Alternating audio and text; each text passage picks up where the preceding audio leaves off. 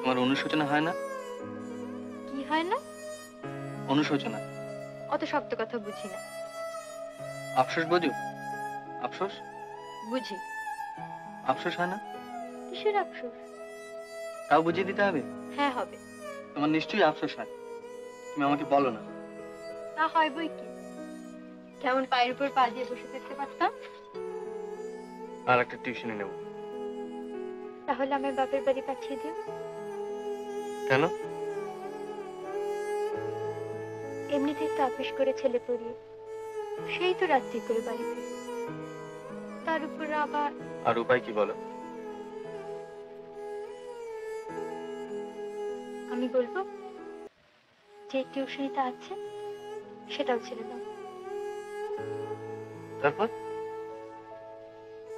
তারপর আমার গরিব বর সন্ধ্যের আগেই বাড়ি ফিরে আসবে,